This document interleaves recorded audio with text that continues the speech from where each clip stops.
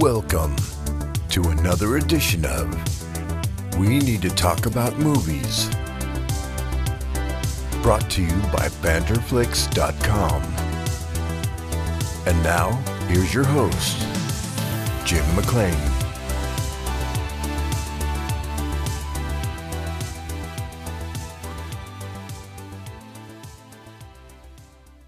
Hello. Yes, I am indeed Jim McLean, the Editor-in-Chief of the Banterflix Movie Review website and the host of our podcast, We Need to Talk About Movies. If you've never listened to this pod before, then welcome to the madness, dear listener. If you've been listening to us for a while, then thank you for continuing to check in. If you're one of our newbies, you might be wondering what this pod is all about. You might not even have heard of Banterflix. Well, allow me to answer both of those very quickly. Banterflix is a Northern Irish-based movie review website. Our website, www.banterflix.com, has everything you'd expect from a movie review website, from reviews, features.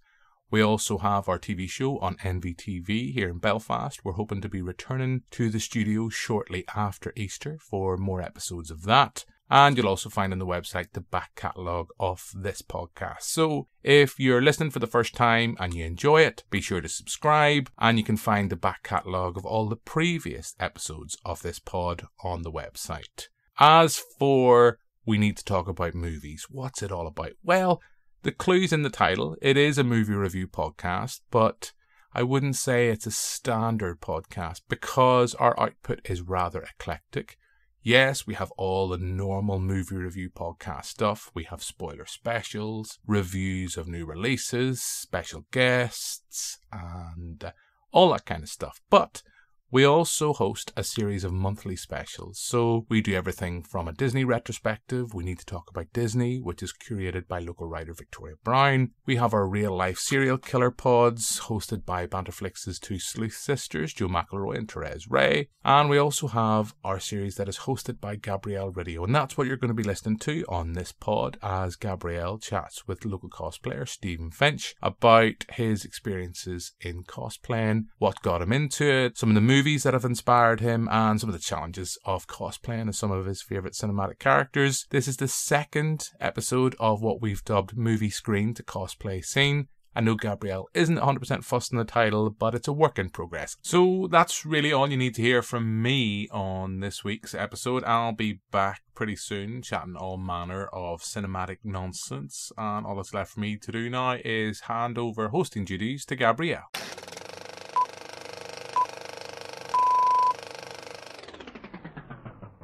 Hello everybody, welcome to Banterflix. You are joined by myself with Shmama for another episode of Movie Screen, the Cosplay Scene. Still working on the name, but it's basically to do with cosplay and movies and for those that we love. For those of you listening, you cannot see today, but I am joined by a fabulously sexy man on the other end of this video. I will let him introduce himself, but for now, let's just call him Hello Indiana Jones.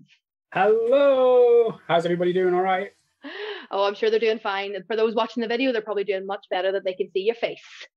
Not so sure about that. For everybody listening, he's a good-looking lad. You can check him out on Instagram. We'll have the links later. But for anyone who isn't watching, and for those who are, Stephen is dressed currently as Indiana Jones, complete with the jacket and the fedora. Fedora, that's the right name for the hat? That's the right one, yeah? Yeah. Now, there's something special with the hat. Do you want to explain that to me? Or tell you what, before we do that, tell me a bit about yourself. Okay. My name's Stephen Finch. I got into cosplay about 4 years ago when I just happened to be driving not far from where I live. Is quite a big Comic-Con. And there was a giant Stay Puft Marshmallow Man outside a university, and I had no idea why it was there. Researched it the day after, found out it was a Comic-Con. A year later, about 6 months later, knew it was on again, got dressed up as a Wolverine and went to my first Comic-Con and then never looked back. I was still very nervous, and I think everyone goes through this. I had my full get-up. I was dressed as Wolverine. I had the jacket. I had my hair up gelled like within an inch of its life, the clothes on. But in the car, I had a change of clothes. I had a pair of clippers to shave my mutton chops off, just in case nobody was in cosplay. I was going to go back to get kind of. You had a backup plan. I had a backup plan. I walked through the door. Everyone was really incredible. Everyone embraced me as Wolverine. I I've never looked back. Brilliant. So that's how you got into the cosplay. But what about you? What about you? Who are you? Like, what are you like? You have to get into all specifics of your age, that there stuff. Well, but talk a bit about you. I am 40 in 2 weeks' time on the 22nd of March. Woohoo! Which is quite fitting in the fact that Raiders of the Lost Ark is also 40 this year. So for me, I've just been kind of pretty much a movie geek my whole life. I used to sit up watching movies.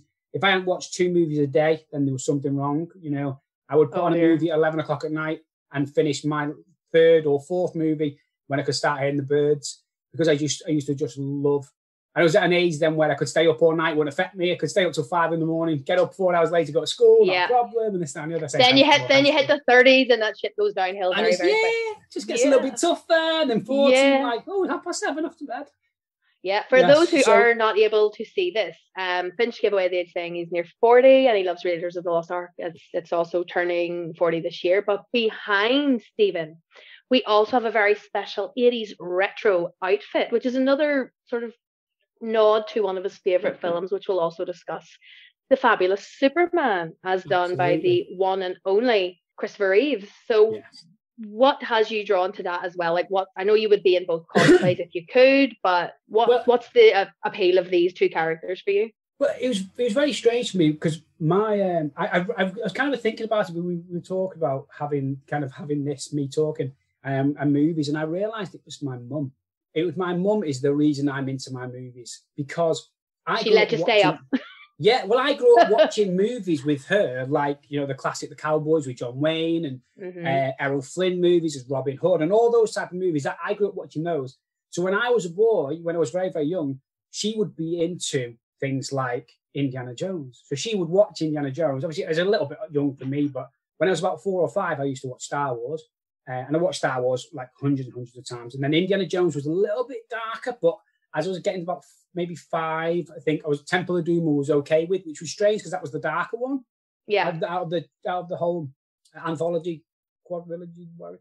I know what you mean. Yeah. It was out of the box set. The box set. I didn't know whether I should bring in the newer one. No, we'll forget that one. We'll forget that one. So then I would watch that, and my mum said, "Oh, there's a film here called Superman. Do you want to watch it?" I was like, "Oh yeah, I'll watch it," because I knew of Superman. I had one of the comic books, and I watched it, and I instantly believed it was 100% real. It wasn't fake. I saw a man fly, and that was the tagline in the movie. Richard Donner's tagline was, "You'll believe a man can fly," and I genuinely, as a kid, did. That when he takes off, he goes through the turning door, changes. Mm-hmm. Flies off. I was absolutely done. That was it. I was completely smitten with the character, what he was about, and he gets like a bad rap compared to like Batman, or Batman's way cooler. But I think people miss Superman. Batman is just a rich orphan. Yeah. I've always said if the Wayne family had turned left when he come out of the theatre and they hadn't got killed, Batman wouldn't exist. Exactly. And so if they lost all their money, in the Gotham gambling or whatever, they would also not be there. So, Superman owns his shit. Yeah, it was, for me, just seeing him, and then it was kind of, my mum said to me as we were watching the movie, I was like, "Oh, I love this." I remember thinking, I was only young. "Mummy, I love this. Mummy, I love this." She said, "Wait till the end. Superman winks at me." I was like, "What?" Yeah, every time he winks at me. As a kid, I was like, "What do you mean Superman winks?" And, he does the space thing and he turns and, he smirks, not winks, smirks at me. Mm-hmm. And he does the space thing and smirks. He was like, that wasn't in the original until I asked him to do it. What? She sold this. And at what stage did you realise that was bullshit? About 24, 25. No, so she totally embraced the magic of movies. She idolized like John Wayne, and I saw kind of her passion for his movies. Even the ones that, like, he once played Genghis Khan. It was just one of those type. He was just an uber presence on screen, and I got that with Harrison Ford, and I got that with Christopher Reeve. Yeah, and that was the one thing. I know people that were lucky enough to meet Christopher Reeve, and I said I can't not meet Harrison Ford because I would be desperate, because I think Christopher Reeve would probably, if he was alive, be doing the con circuit now. Yeah, definitely. I genuinely think he probably would be. Mm-hmm. I know Harrison Ford said he's only ever done like one Comic Con. Yeah.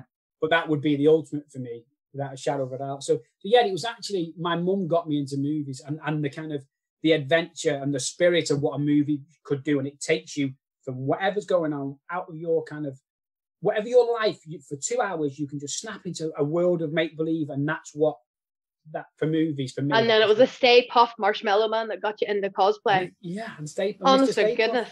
Yeah. Oh, my goodness. I've actually, with a friend of ours, Ben, he's helping me get together a Ghostbusters costume, because I think it's probably time, because of that, to kind of like a nod of the hat, tip of the head, whatever, to actually having Stay Puft was the reason I got to con, so I should try and get a picture. You need it, yeah. The Michelin Man.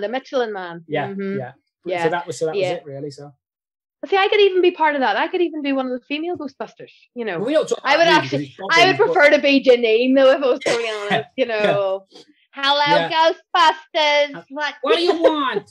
Brilliant. What are you doing? She's in the new one, isn't she? I think she's actually in the new one. Yes. Brilliant. She is fabulous. So she is. No, but for those who aren't watching, the original suit, obviously not the one worn by Chris Maurice, but a screen accurate cosplay, is right behind Stay at the minute, and it is amazing. You heard me mention a bit earlier about the fedora that Finch is wearing. There's actually something I didn't know, which Finch was great enough to educate me on when it came to the costumes, about how screen accurate he makes this costume to the movies, and the fedora is a big part of that, and the jacket, from what I remember you saying. So if you can sort of explain it to me, what the differes are in the films and stuff, so you know why it's so important for that accuracy. Yeah, I think everybody who's into cosplay or likes a particular character, they'll have a level. We'll all have a level of a character that we love or adore. And I never realized, I'd watch Indiana Jones and I'd see Indiana Jones.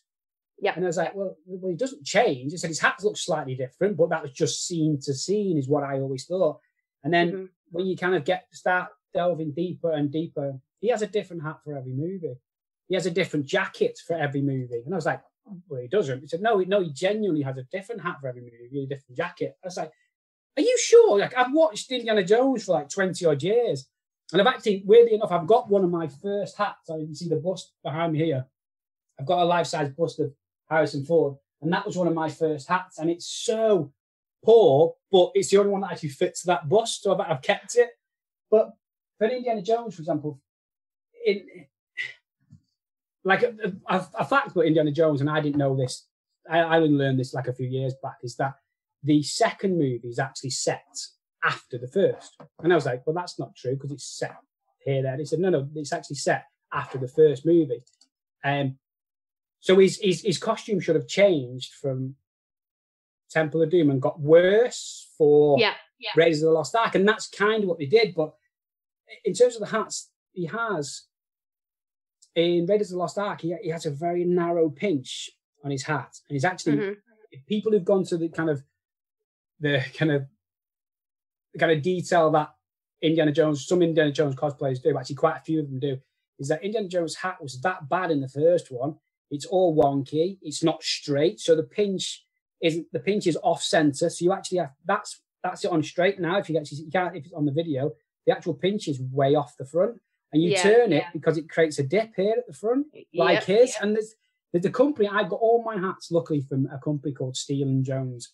And they're based out of Argentina, and they are incredible. They were basically two guys that have just decided they wanted to make a fedora as best they can. And it's such a wonderful story with a fantastic group of guys.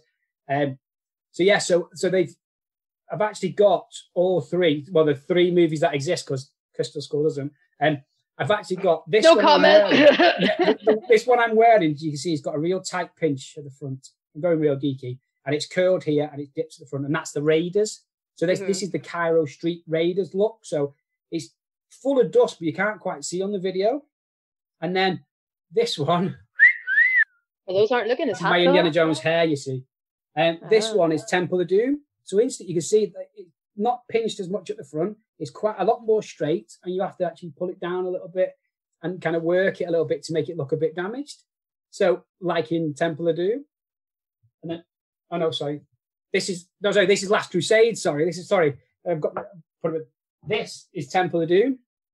So this one is slightly less pinched, curled up a little bit, but it's actually kind of a smooth hat. It's not, and then it pinches in. It goes kind of tapers in at the top, like in Temple of Doom. And I was like, it's the same hat. Is that nope, far from it. So I've actually, lucky enough, I've got a Last Crusade one, I've got a Temple of Doom I'm wearing, and then I've got a Raiders of the Lost Ark. And even though, and then Crystal Skull does not count at all. I have no idea what you're talking about. And they're all incredibly well made hats. And I'm so fortunate that they all fit me well. And the beauty of the guys at Steel and Jones is he's not giving himself a big head here, people, like, you know. No, but yeah. They made one, and he just said it didn't quite work out one of the blocks.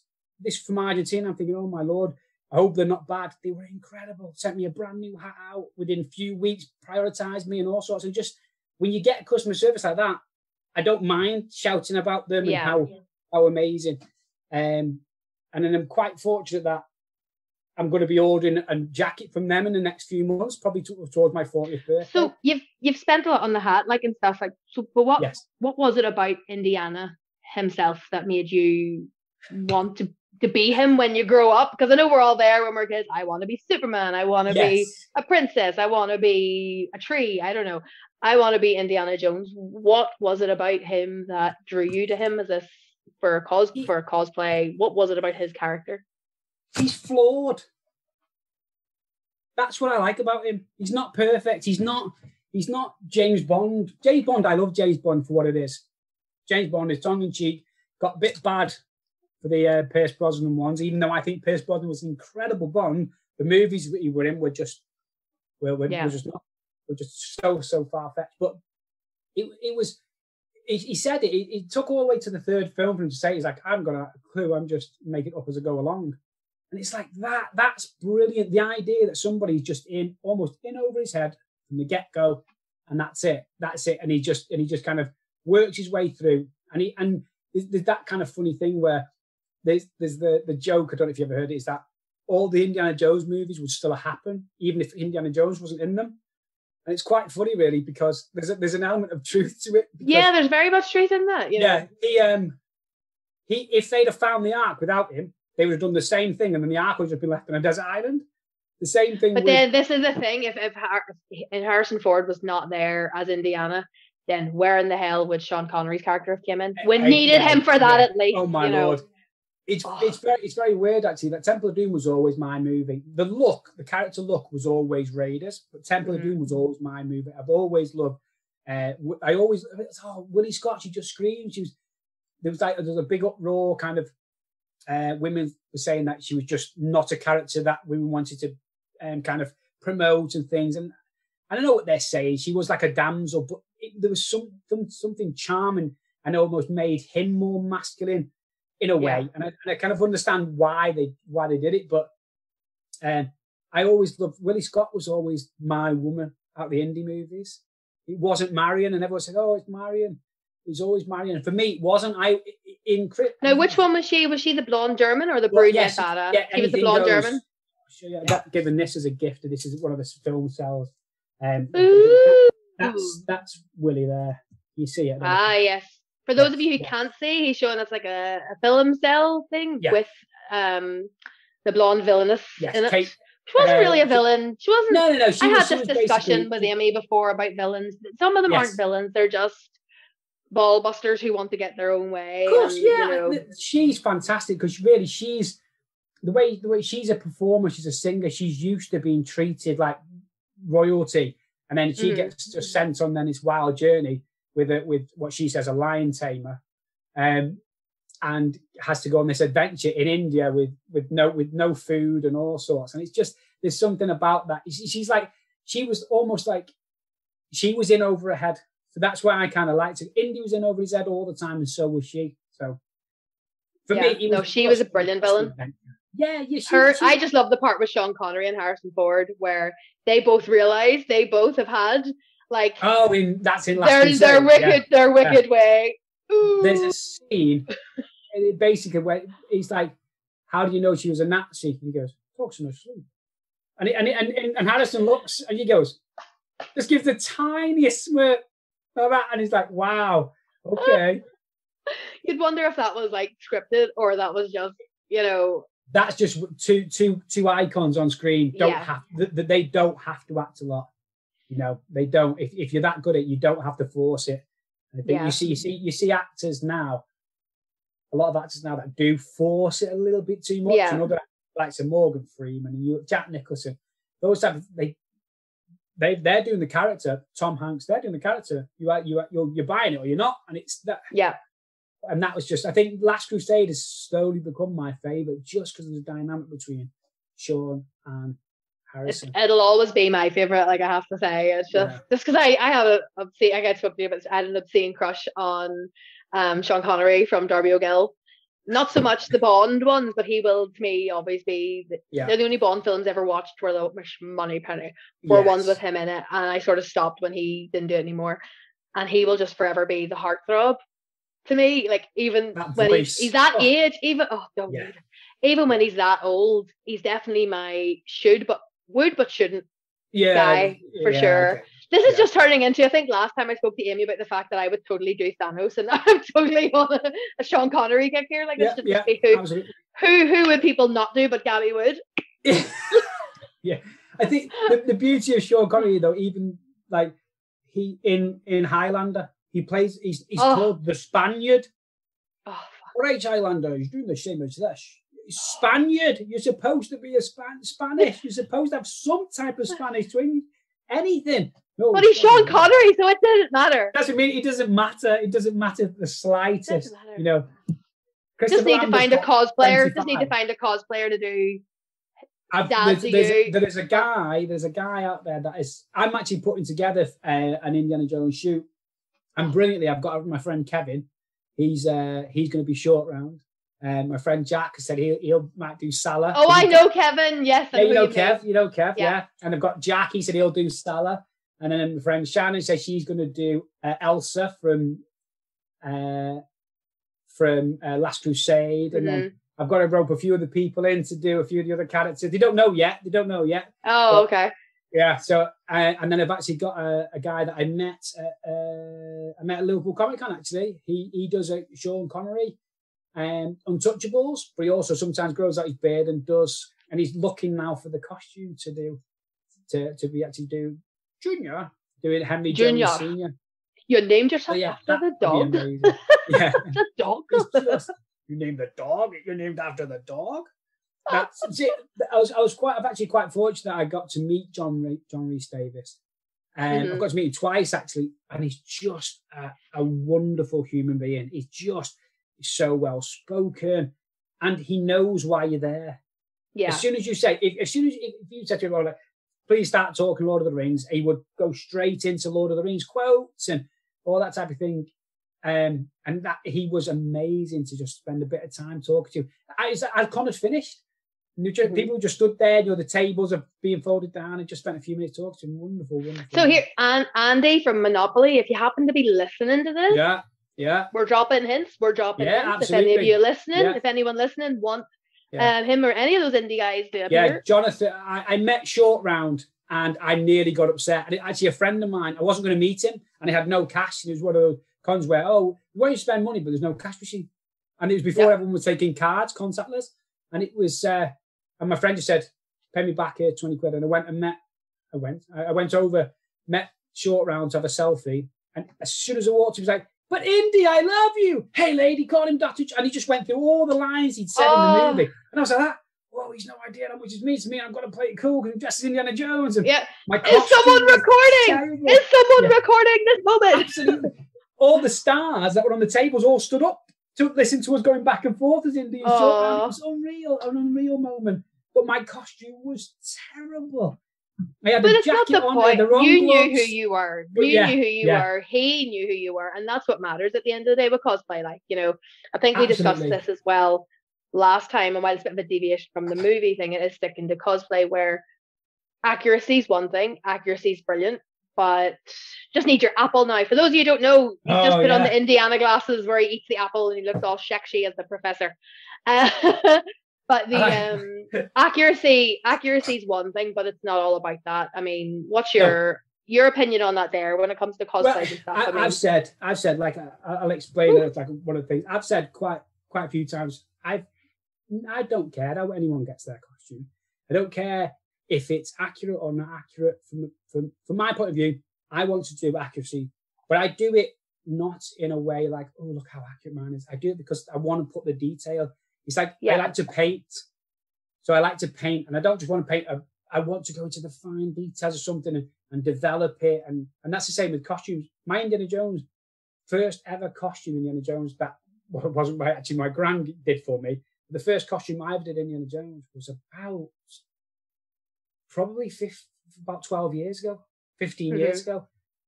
And I've done that. So it's taken me like 15 years of getting parts. I just kind of a few bits, like the holster and gun for one movie is different to the holster and gun in another movie and all this type of thing. And I've collected all these things over the years. I couldn't afford them when I first started getting into cosplay. Yeah. Luckily, having a decent job, then I could start affording things. But I had to made my first holster I made out of flooring. It was vinyl flooring, and I got a template offline, put it down, drew around it, hand sewn it, glued it. It looked terrible close up, but when you was walking around, everyone thought I had the Indiana Jones. See, this say people are going to be watching this and listening to this, and they'll not realize that the costume, the outfits he wears are so different. Because I think until I spoke to you, I had never paid that much attention to the difference in the outfits. So it's amazing seeing someone spend that much attention on the detail, not just with that, but with a lot of your cosplays. Like, absolutely. Because I think I discussed this with Amy as well last month. She also does work for Healthcare CIC, the charity. Healthbox, CIC, where you guys basically get into your cosplays and you go and see people who really need the uplifting at the minute. Yeah. I know accuracy is quite important for that magical reason, you know. Yeah, there's a difference. Like I've said, cosplay is for everybody. You should be able to do cosplay anything you want, and if you believe you're the character, you're that character. I don't care whether your costume isn't right. Oh, it's not that expensive. Oh, I just made it. Oh, I don't think I'm kind of in the right shape to do that. All that type of stuff. Be the character because you want to be that character. Doesn't matter about anything. Just enjoy it. Yeah. And then when we got like the Healthbox stuff, when we go out with Healthbox, I always try to get the accuracy up because I want the kind of the make believe that my mum kind of distilled in me. I want kids to go, just seen Superman, I've just seen Batman, I've just seen Wonder Woman. So I always with Healthbox, we're kind of very lucky that we're like a not for profit organization, and we do lots of things from kind of counselling right through to just helping people out, like food banks. We organise and arrange food banks, so we do all sorts. One of the elements that I was brought in for is to do the events, and the events, like you said, going out into some deprived areas where kids haven't got anything. They've not got anything. They, they've especially during lockdown. I'm sure it's been hard, especially for people. And we found it really restrictive because we've not been able to go out as much as we want. The first lockdown, we were like, because you're allowed out in sixes. We could when you could go out in six. We just keep our distance and walk down, and we just basically walk down the middle of the street at some of the like badly affected areas. And kids, it was just unreal. Kids and waving at windows, wanted to come out, and parents having to stop them. And that was kind of an element we knew we'd have to do, but we ended up taking like a couple of the PCSOs to make sure that they could police it, so it wasn't us kind of having to tell these kids. Yeah, because you don't want to be the bad guy. Like you don't want to be you don't want to be Superman going, no, you're not allowed to come because that's very tough. A kid wants to come, can have a high five, and you can't. It's really, really. But we knew we had a responsibility as an organisation to say, we're coming out to have a good time, but we can't put anybody in jeopardy, Yeah. And we're very fortunate that we apply for funding to be able to do these things. So like,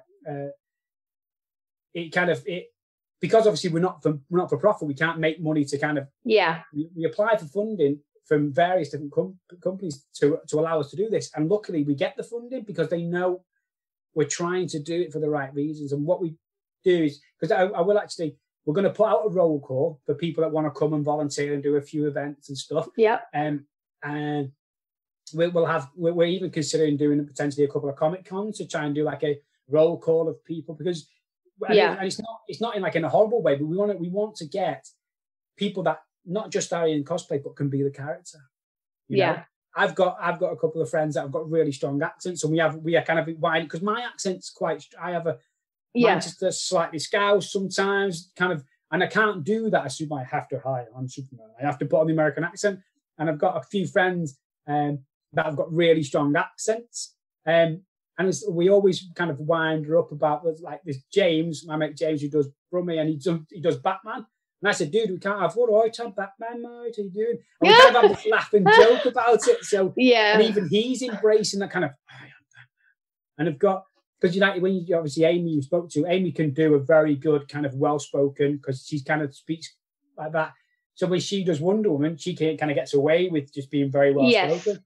I've got a friend, Shannon, it's like me when I do Merida. Like she is pure Scottish, but as soon as the wig is on, even if it's not the costume, if the wig, I mean, I've come out of a convention, the dress, because my actual dress, I don't know if you have all ever actually seen the thing yet, but it's a corset at the top, so it's not good for driving. So I would take it off, but because my makeup is still Merida, I would leave the wig on and put on like a normal t-shirt. And even though I'm casual, like normal person, if anyone, hello, how are you? Talking away like I'm Scottish. You'd swear to God, and the amount of people who don't realize I'm not Scottish, shocks them, which is good. That's good. That is the same way. Like my friend Shannon as well. She's from Kettering, so she says, "Oh, I'm Supergirl."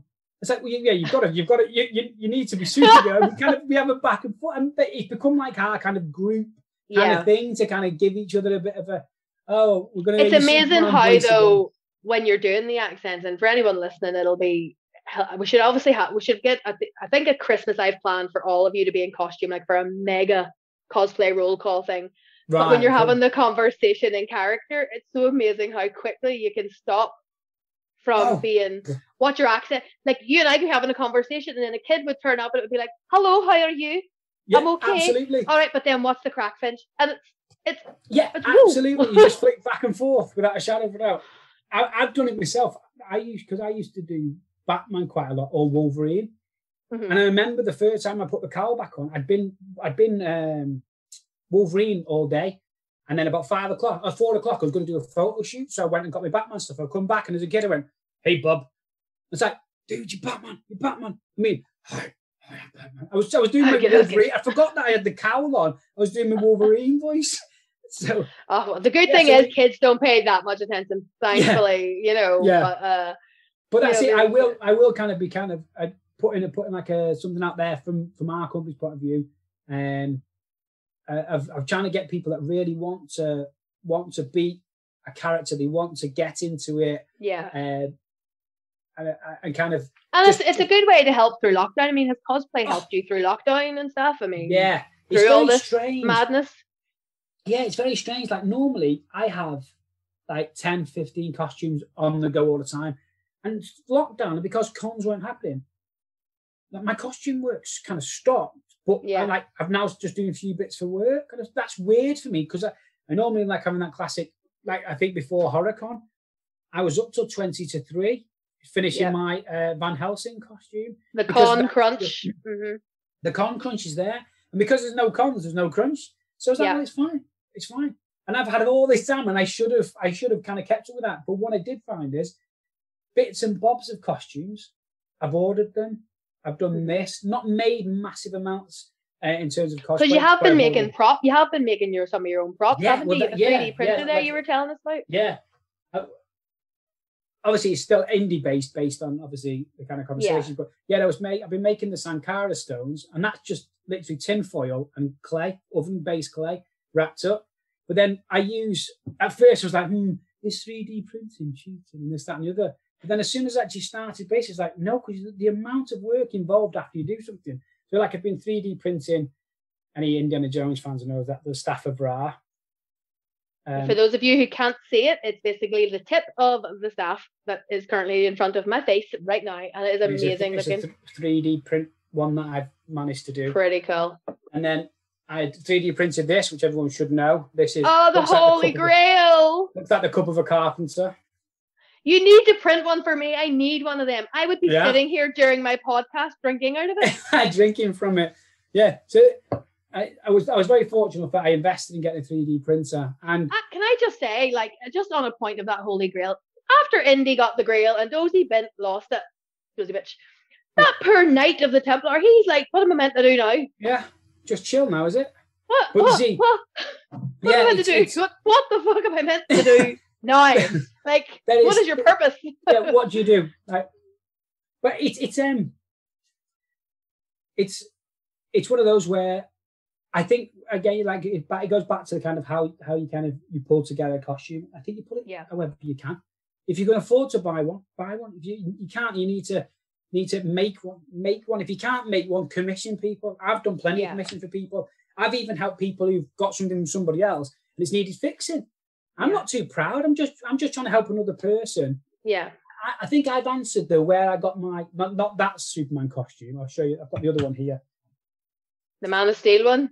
Yeah, I've got it. I've been fixing it. You see, there's the man. You can't really see, but I've been fixing it. There's the Man of Steel one. So I've actually been fixing all parts of it. I've actually got a template copied and pasted because I've answered the question where I got it from and how I did this and how I did that probably about 300 times. And I have no issue whatsoever with that. I'm not hiding my secret.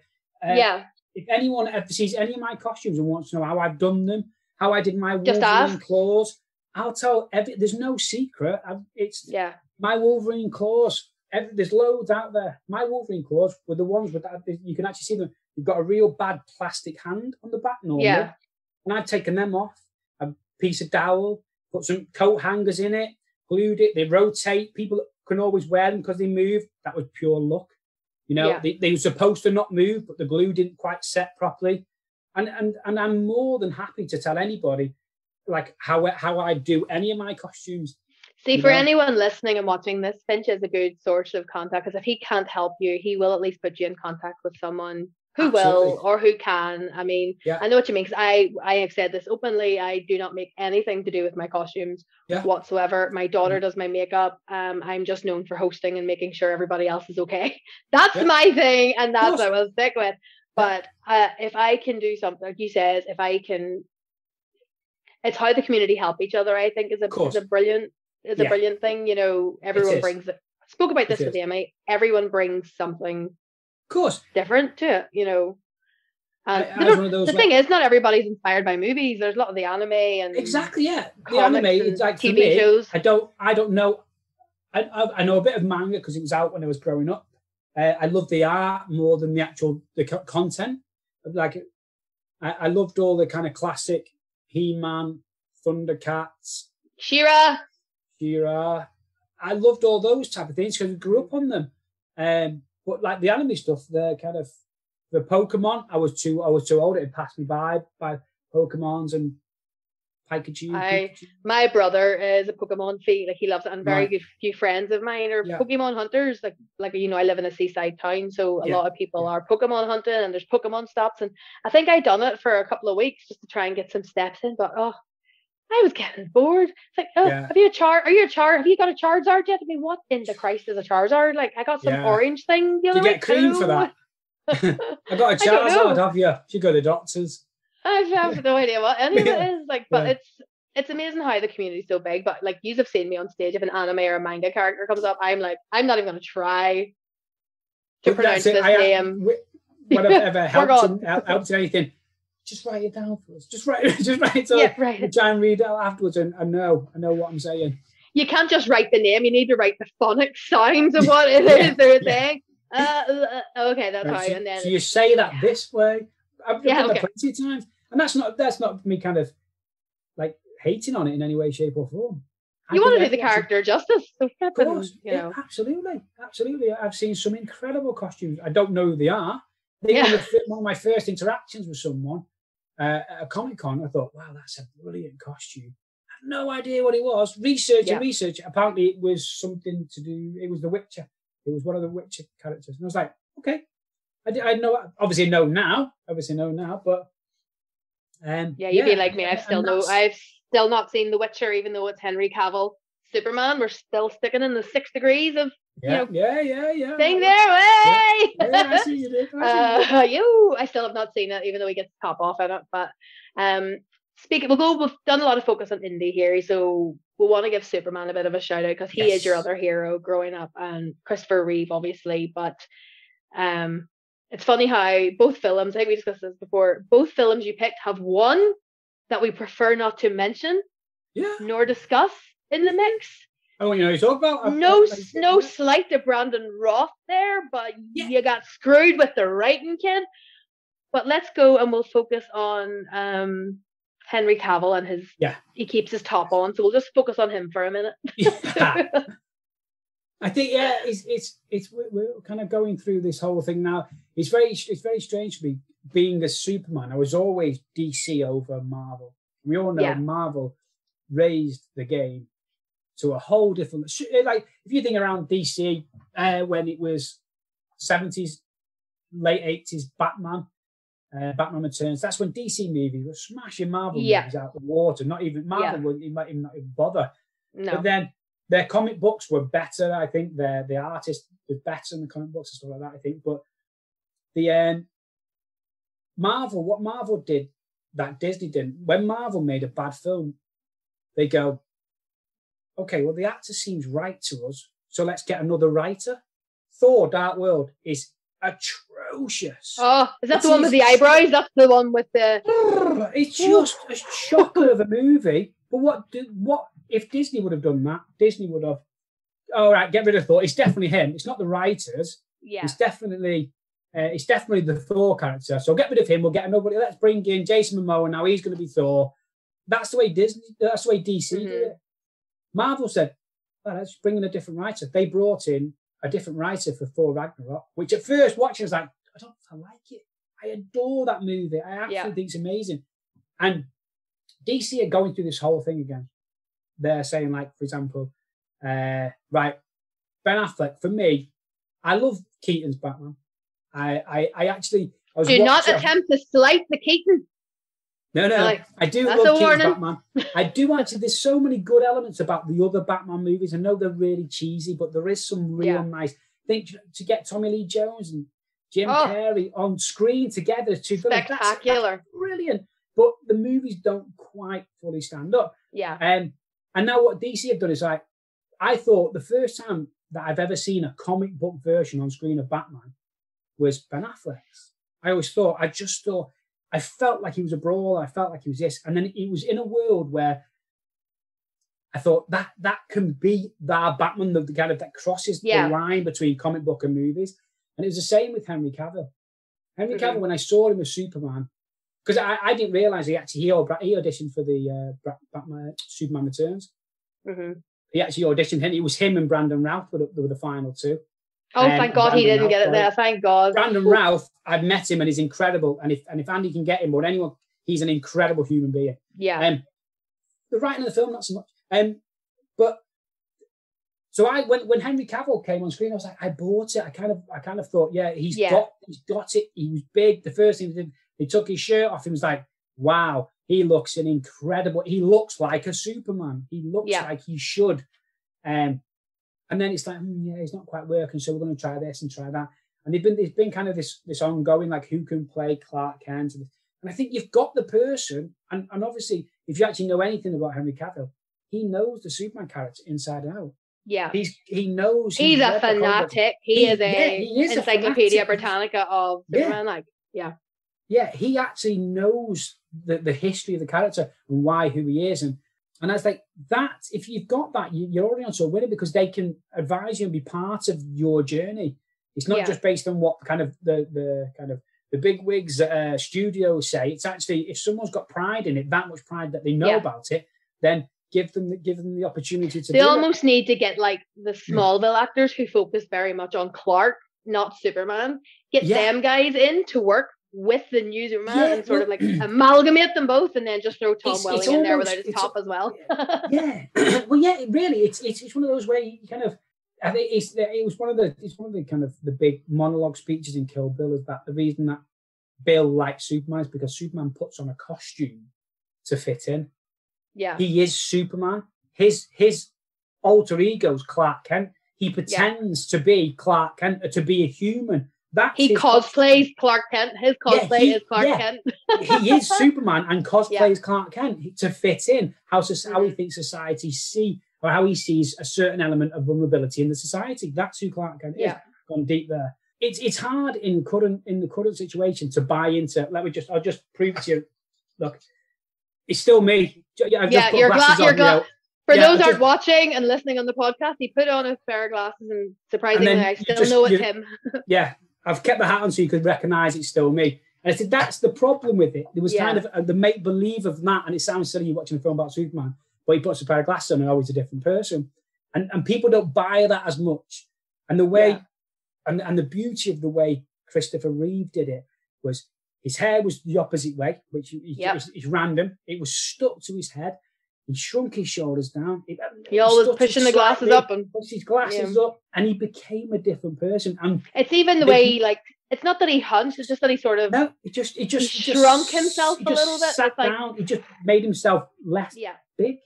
And they've not explored that because Henry Cavill's the human side, the connectable side for people. The fact that Superman, I've always said the reason I love Superman is he unfortunately has to turn down 1 million cries for help every single day. Yeah. How much does that mess with your head as a human being, or as anybody? That's every day he hears someone cry for help. Someone needs his help, and he has to just let people kind of find their true hero to kind of get out of situations. Yeah. And that was always what kind of resided with me in terms of him as a character, kind of having to be fake in terms of having to be a human, having to kind of fit in with society. Yeah. And I think we discussed this as well last time. I think Superman was okay with Lois. Or no, Superman would have been okay. What do you call it? Clark would have been good with Lois. But I think Superman would have been perfect with Lana. Yeah. Just for how they were. Yeah, I know. They worked with each other. They worked off each other. I think Clark and Lana and Superman and Lois. Yeah.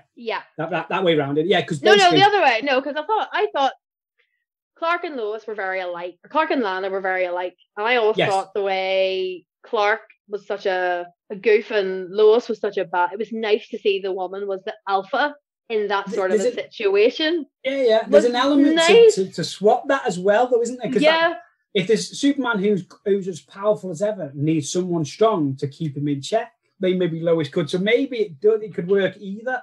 It could work. I'm going to take. But then I suppose we're both talking about the original Lois and Lana. We're forgetting Amy Adams, because Amy. I always thought Amy Adams is that is her name. Amy Adams is her interpretation of Lois.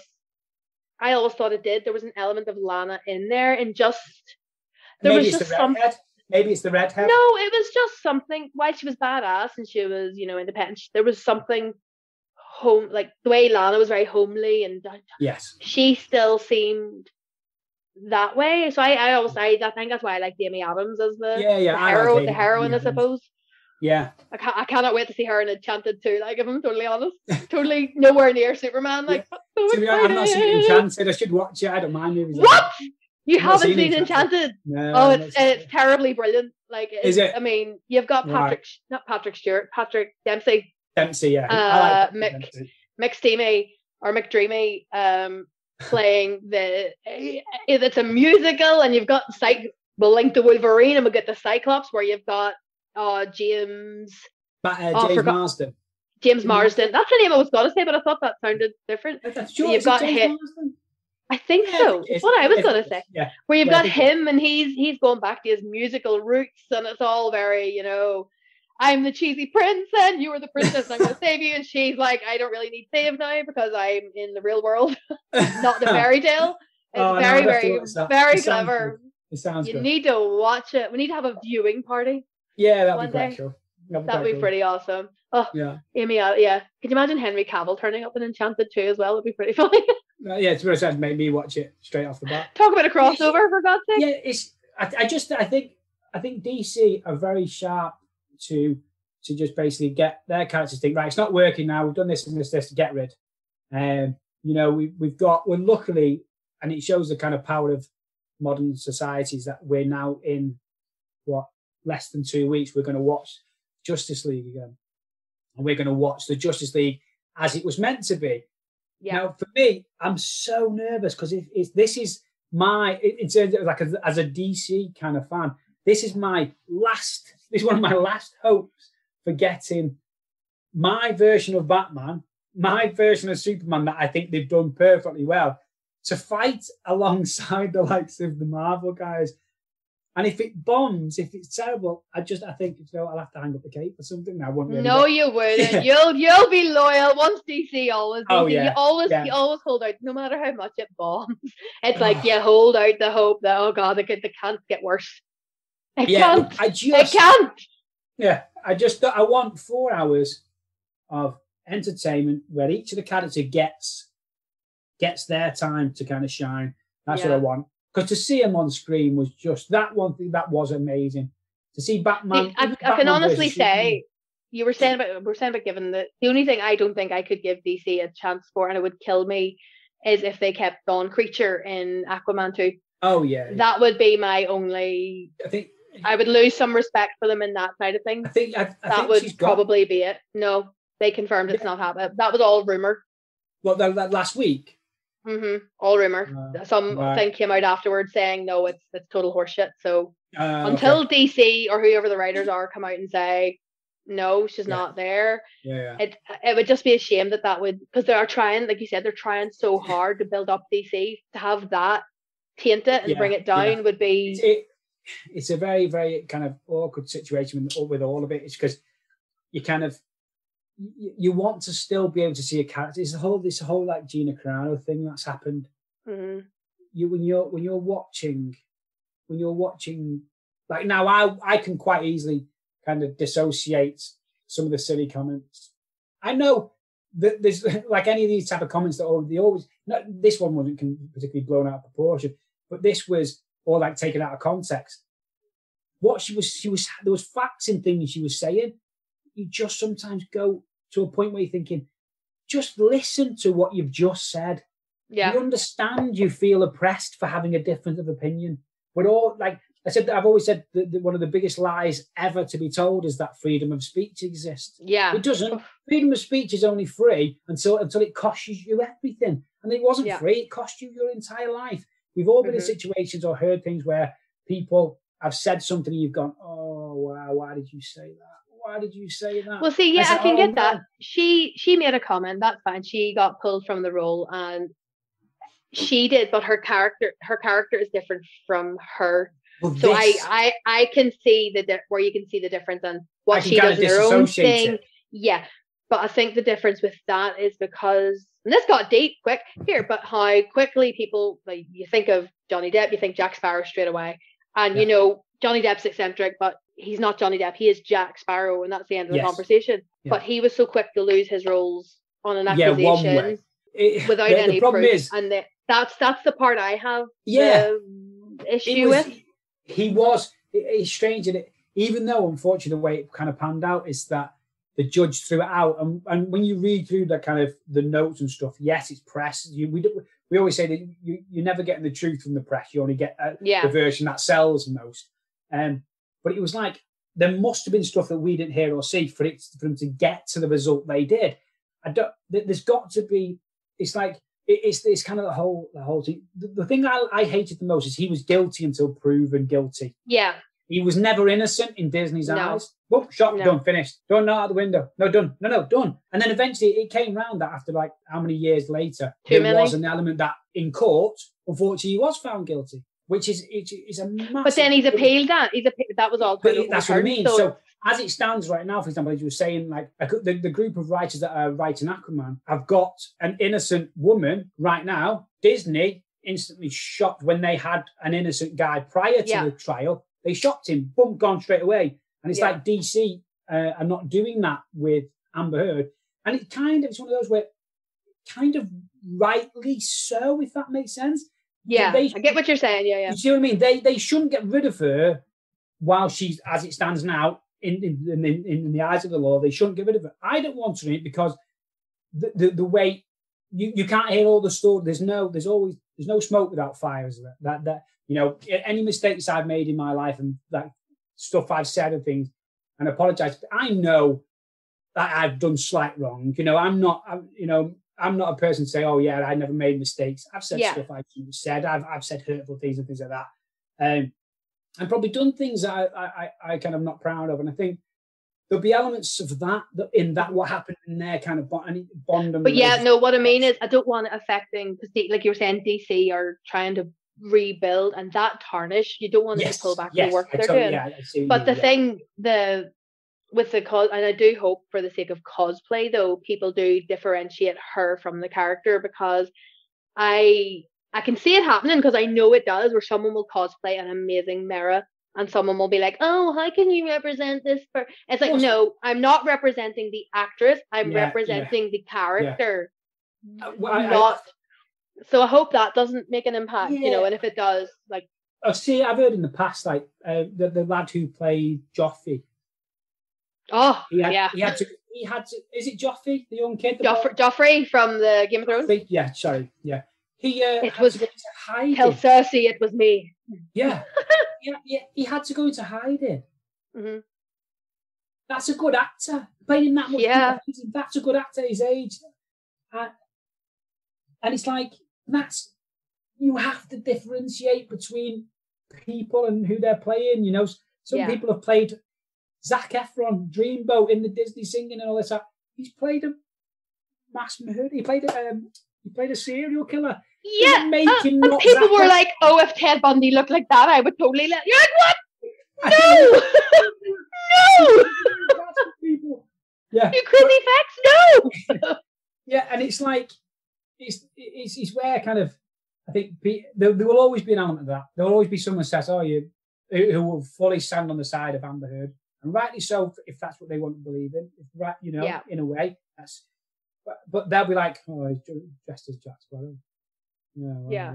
If you do the same thing as Johnny Depp. I think I done a post once. I think I put up a Johnny Depp picture with, I want to see all your Johnny Depp cosplays and stuff like this, or your Jack Sparrow cosplays, or Johnny Depp. I think it was all to do with like Edward Scissorhands and his whole, because he has a plethora of characters that are quite eccentric and great to see. Amazing. And literally someone went on an absolute bash about it. Oh, you're supporting a woman beater. I'm like, what? No, I'm talking about his characters. It's not his character as a person, but the characters that have been written down for him to portray. And it's like, so, I hope people can continue to see the difference between the two and not drag hate, because the community does get shit as it is. Like, the community gets enough crap for being different without adding internal bullshit. Absolutely. Well, we all know for the fact that we all kind of we do cosplay, and you kind of you don't know what reaction you're going to get. Yeah. And then I'll say, down through my cosplay, I've met some of the most incredible people. I've had some of the most incredible experiences of my life. I've met some amazing lifelong friends. I've lost friends, people that I thought were going to be in my life forever for various different reasons, because of kind of, this, that, and this and that. And like, for me, I'll openly admit, anyone that I've lost contact with for anything petty stuff, I'm happy to talk. I'm happy to kind of say, do you know what? If one thing lockdown and this COVID nonsense has proven is that people are mean everything. Our experiences with people are what make our lives. You can show me the Statue of Liberty 100 times, but if I was stood there with people I love, it means 100 times more than what it did if it's just a Statue of Liberty. It's not what you do, it's who you do it with. Yeah, exactly. And even the people who you have lost contact with, everyone you meet on this journey is part of the journey. They've taught you something, they've brought something. Because I know there's been people from my wish group I have over here, and there's still some I'm fiercely close with. And there's some I don't speak to as often, but it's been amazing to watch them grow and progress into different things where meeting me, not that meeting me, I'm not saying that meeting me helped them or anything. I don't mean it that way. It's all about you, it's right? all about me. But it's nice to see how cosplay, the Lincoln cosplay, brought out a different avenue, and if you can be part of that to help someone, it sort of brings me around to a bit more fun questions, because we got deep there. So we did, unfortunately. But I want you to tell me, what has been your most fun experience in cosplay? Ooh. Oh, Wow, that's a big one. Ooh. One of the most surreal moments I've had in cosplay was standing with the Police Academy cast and Rex from Street Hawk, watching two Baywatch girls have a boxing match. Boxing! Thank you to me for bringing you in there. That was one of the most surreal moments of my life. Angelica, and what was it, Angelica Bridges and Brandy Roderick? Yeah. Brilliant, absolutely brilliant. That was a very surreal weekend. I think one of my. And you got to escort Erica on the stage as well, Erica Eleniak. What a wonderful human being. To be honest, all the Baywatch girls were fantastic. Yeah. And not just because they were kind of beautiful, but just real, humble, lovely people wanting to engage and talk to you. You know, I've had too many. I'm very fortunate. I think sometimes I have a persona. I've been told this a few times. That I seem like why is this and why is that, or like, even though I don't see people say he's good looking, and it was like, and I've had this persona, and then as soon as someone gets to know me or understands me, they'll know actually I'm just about fun. You know, I don't take myself seriously. Like one of my next costumes, people will understand just how much I don't take myself seriously. I'll be walking around with a Henry Hoover is one of the options of this costume. So I'm not going to say what it is and see if people can work it out. But hello, Jerry, maybe? No. It's from an American movie. Oh. And he's so there we go, guys and gals who are listening and watching. This could be a little game show. Let's get it. Henry Hoover. Henry Hoover is the clue of a cosplay. Henry Hoover, and he's cleaning his room. Okay, that's all I'm going to say. So you have to see what it is. Yeah. I might know. You just got it, haven't you? You just got it. Yeah. I might know. And I think I know. And it'll be a right scream if it's right. But if anyone is listening and hasn't got it yet, have a guess below in the comments and let us know what you think. So the clue is Henry Hoover, and he's a he, and he's tidying his room with speech marks and a big wink. Yeah. Yes. Okay. So I'm going to do two versions of him. It was unbelievable that I'd planned He would be amazing to have, because he gets into, if it's who I think you're thinking of, he gets into cosplay for the photos. I started the idea of doing him about a year and a half ago, and I didn't know. I'm writing this down. Yes, because I didn't know how it would be taken, because his character. So I thought, you know what? No, it's not. Yeah, it's not. Yeah, exactly. It's not. Oh yes. It's not. It's not kind of anything horrible towards anybody that's got any kind of disability or anything like that. That's not what it's about. He's just a simple guy. So I'm going to go for it. I'm going to do it. Well, it's the fact that he's not. It's the fact that he's not. It's Kaiser Soze. Yeah. Yes, Kaiser Soze. Yeah. So we are talking about the same person. Yes, okay, I get you then. Yeah. So just to shout is, and then unbelievably, our dual friend Neil puts a post out saying, about getting in potential. That's like, oh my God, I have to now. I have to do it now. Yeah. So and I'll make sure I'll try and make sure you get walking them on the stage at least. I never even thought of that for a second. It's one of those where I've got two vintage costumes that I'm going to do soon. Cartoons, got to be in good shape for one of them, and then I'm going to do an update of Wolverine. And what I've actually got, and then no one's seen yet, I've actually got the Temple of Doom tuxedo. Oh, amazing! I've got the Temple of Doom tuxedo to do, and then more of Professor Indy, which it seems to go down so well, and that's with my vintage tweed suit.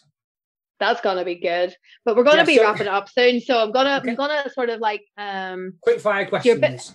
quick fire questions. I've sort of lost my quick fire questions here because I'm glad to know who your favorite cosplay. And that's one thing I will say that I work at Monopoly and we all work with Monopoly and stuff. And there's other conventions too, but it has been amazing to see you on stage with some of the guests. It's something amazing, and I love that that's something offered and stuff like that there. But I'll give you a clue to who I might be cosplaying. I'm doing a new cosplay, and Ben is also helping me with one. Right. But I'm wearing I don't know if you can see, it's like a little badge from the DigiPin Monopoly do. Woohoo! Oh, it's a white Power Ranger, but obviously I'm not going to do the Jason David Frank one. I'm going to do the Pink Ranger. How are you going to do the Pink Ranger? Yeah. Need to get my suction underwear on from a Buddha belly and all, but I'll be fine. Suction underwear. Yeah, but the good thing is, what are you most excited about conventions coming back this year? Friends. Hopefully, they will. I'm speaking positively. They will. What are you most excited about? Seeing people. I honestly, it's very strange when I don't mean this in a bad way towards Comic Cons at all. I love Comic Cons. I want to see.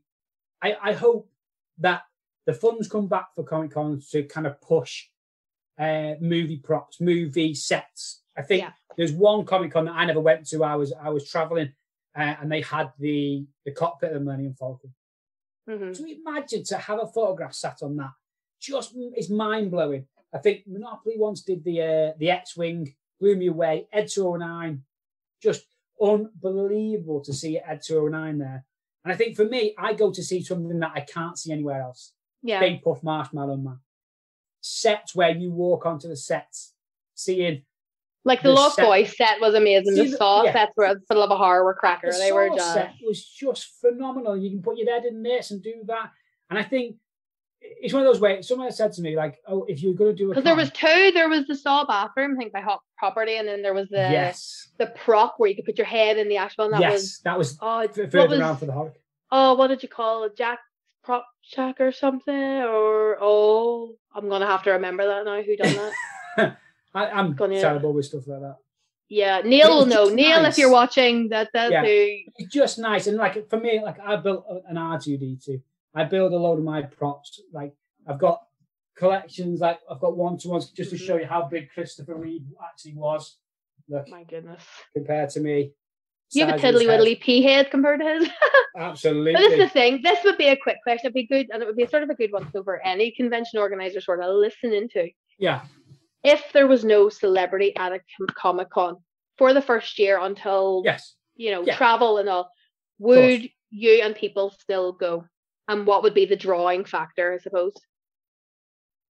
Totally out of the blue question there, but I genuinely think you could give somebody a warehouse and say, come in cosplay, see your friends, have a few drinks, here's some food, and you'd fill it. Yeah, that's what if cosplay is given its right shout out, especially, it would be absolutely. Cosplay is you've got to understand. It's like basically giving an artist a paintbrush and paints. That's what cosplay is. You don't have cons without cosplay. No, you don't. It's cosplayers are what make you cons.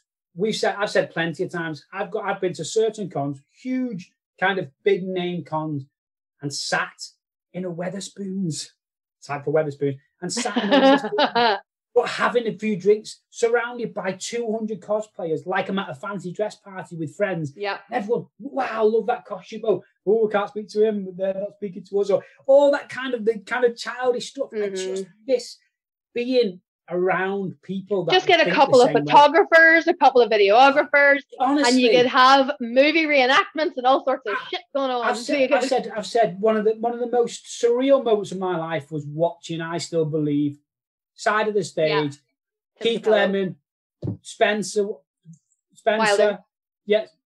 Few of the Lost Boys, just stood there thinking, I'm watching one of the most iconic moments of one of my favorite films, surrounded by people going crazy. I was like, this is Comic-Con. Mm-hmm. It's not so much about the stuff you can buy. I know there's plenty of people out there that are trying to sell stuff, and I really, really feel for. And anyone that if you've ever bought something from Comic-Con, buy something from one of those stores online, because they're not doing anything. And I really, really, really passionately believe that. But Comic-Cons are experiences with people like that. My experience with Short Round, my experience stood backstage thanks to you completely, and I'm not with Elijah Wood. And because of the COVID was kind of in and about there, we had to wait 20 minutes. What do you talk? Me and Elijah Wood sat there talking. You think talking to Elijah Wood? Oof, mind completely blown. Totally normal day, you know? Yeah, just, how are you? So how did you find? Yeah, oh man, he killed it. And just hearing him speak and swear. Like, I know. Listen, I was like, unreal. Just absolutely incredible moments. And I think every one of them moments doesn't exist without experiencing it with someone. It doesn't exist. So give cosplayers a place to go, and they'll go. If someone said to you, like, I genuinely believe if someone said there's a warehouse in the middle of Chester now, and it's going to have 20 photographers taking pictures of people, it's going to have a food shack and place you can get drinks and disco, would you fill it? I absolutely know I would. Yeah. I know definitely. I would. And if the space is for like 100 people, so what? Bring 50. Yeah. So it's keeping with the safety, it's keeping with the restrictions, but it's getting us back out there. So Andy, if you're listening, mate, give us a warehouse. Give us a warehouse. I want to be able to sit on like motorbikes for movies and sit in cars and go on the cockpit of the Millennium Falcon, or have a photograph taken in an X-Wing or a TIE fighter in front of a TIE fighter. For me, I want to feel for that moment that I'm in that. Yeah. I'm in the movie, and that the outside world and the outside craziness is not existing anymore for that moment. That's what matters about it. I think that's what needed. Absolutely. But no, thank you very much. It's been interesting to hear that you would definitely still go to a convention even if there were no celebrities. That was good, because I would because I can talk. Would I if there was done.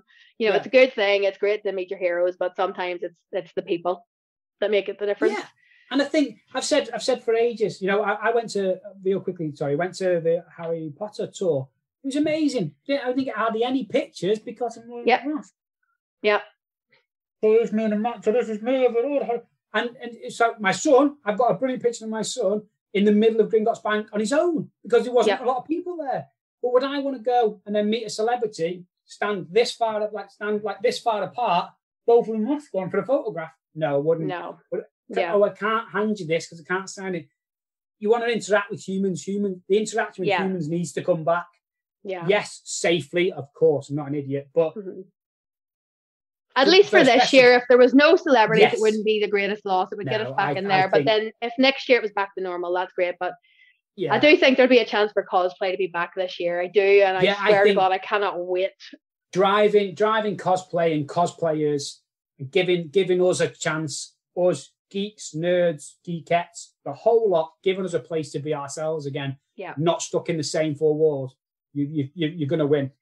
Definitely. Sure. Well, at least for tonight with Banterflix and myself, you've got into your Indiana Jones cosplay, and with Healthbox you'll be getting out in more. So on that, can't wait for that. On that note, Steve, I am going to thank you very, very much. And thank you for having me. I'm sorry if I rambled on. All of our listeners. No, it's fine. We're talking about important stuff. Blame the rum. I blame the Lucasades. So you know. Oh, me, but me too. I think I'll have a new, like, there's no drama here with Wish Mama. So, yay. But thank you very, very much. And I will see everybody next. Fortune and glory. But next month, I will see you all again with another cosplayer. This time it'll be a female. Might be some clues on the page as time goes. But for now, let us know how you enjoyed this. And I will see you all soon. See you soon, guys. Bye. Bye.